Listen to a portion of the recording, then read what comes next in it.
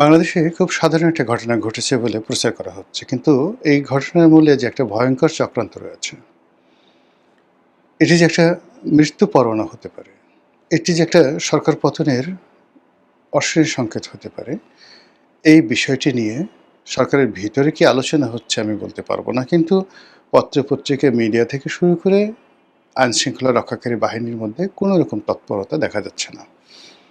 খবরটা খুব স্বাভাবিকভাবে প্রচারিত হয়েছে। সেটা হলো প্রধানমন্ত্রীর যে সচিবালয়, সেই সচিবালয়ের যে কার্যালয় সেখানে তার জন্য একটা বিশেষ টেলিফোন বরাদ্দ থাকে, লাল টেলিফোন।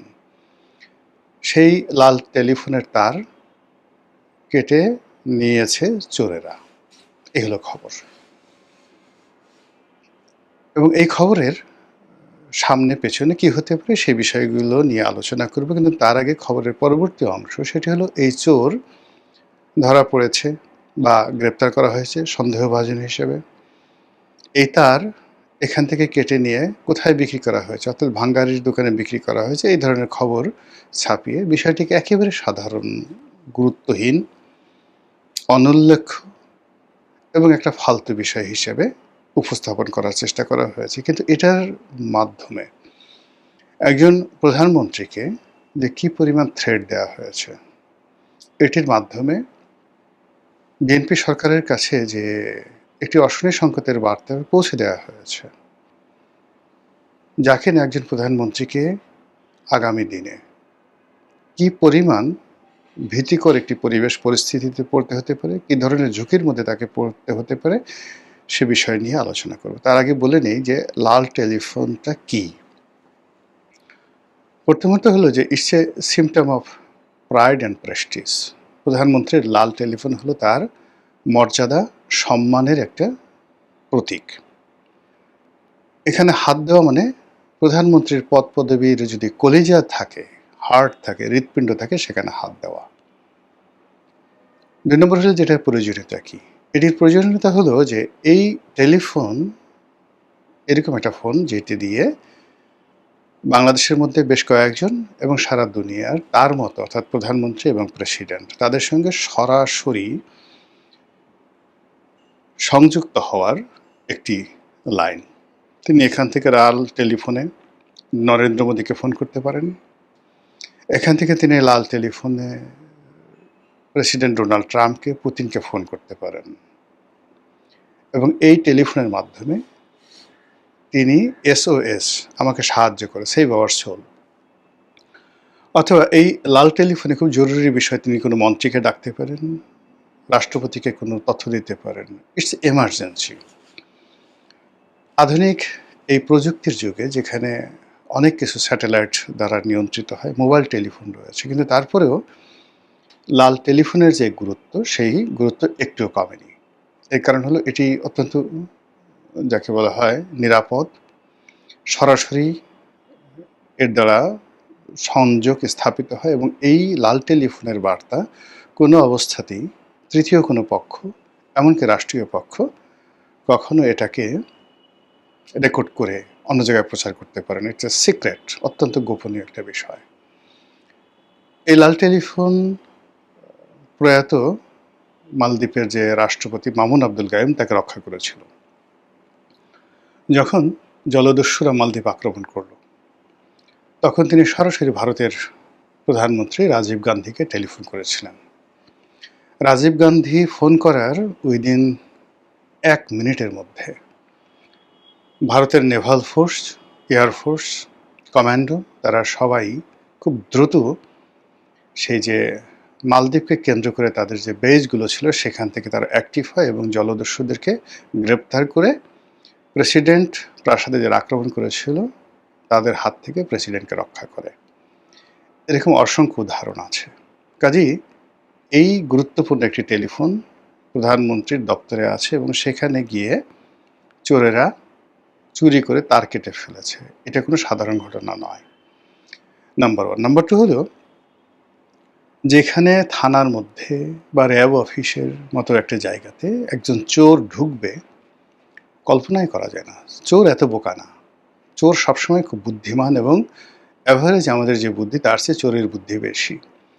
তো যেটিকে বলা হয় কেপিআই জোন, প্রধানমন্ত্রী, রাষ্ট্রপতি, সেনাপ্রধান থেকে শুরু করে সেনাবাহিনীর ক্যান্টনমেন্টের কিছু গুরুত্বপূর্ণ জায়গা রয়েছে, যেটিকে কৌশলগত সবচেয়ে গুরুত্বপূর্ণ একটি এলাকা।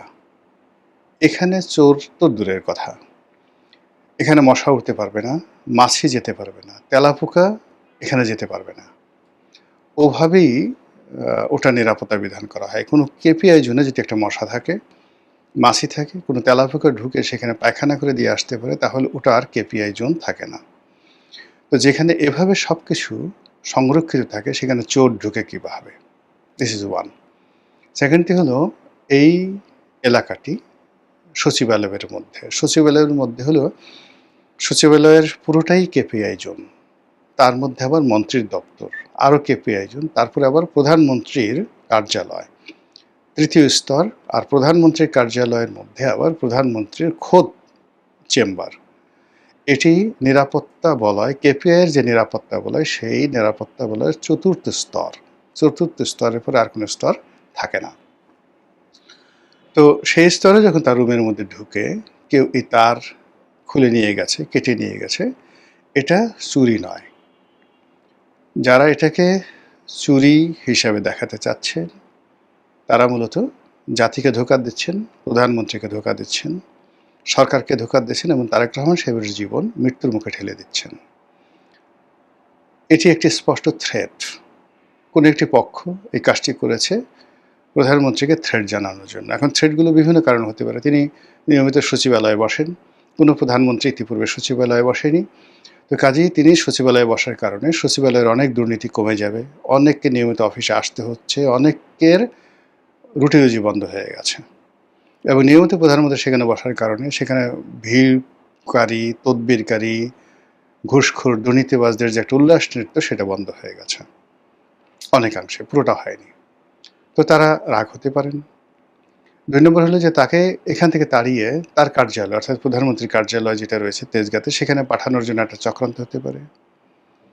থার্ডলি হলো যে এখানে বিদেশি শক্তি বলতে ভারত, আইএসআই, পাকিস্তান, চীন, তারপরে আমেরিকা, তাদের সঙ্গে সরকারের একটা দূরত্ব থাকতে পারে, ভুল বোঝাবুঝি থাকতে পারে, বা তাদের কোনো ডিমান্ড থাকতে পারে। তো সেক্ষেত্রে তাদের যে সকল এজেন্ট রয়েছে স্পর্শকাতর জায়গাগুলোতে, সেই এজেন্টের মাধ্যমে সরকারকে বা সরকার প্রধানকে একটি বার্তা দেওয়া যে স্টপ, অথবা ডু ইট, আদারওয়াইজ এই যে তোমার তারের মানে টেলিফোনের তারের যেভাবে লাইন কেটে দেওয়া হয়েছে, তোমার জীবনের লাইন কেটে দেওয়া হবে। এভাবেই এই ঘটনাগুলো ঘটে। একবার মার্কিন তেল কোম্পানির বিরুদ্ধে প্রেসিডেন্ট রোনাল্ড রেগান তিনি একটা গুরুত্বপূর্ণ সিদ্ধান্ত নিলেন। তো আপনারা জানেন যে আমেরিকাতে দুটো চক্র ভীষণ রকম শক্তিশালী। একটি হলো এই যে অলিগার ব্যবসায়িক শ্রেণী, যেটি এখন মিডিয়া মানে এই ব্যবসায়িক শ্রেণীটিকে নিয়ন্ত্রণ করছে IT related business, Elon Musk, mark Zuckerberg, Tim Cook, মানে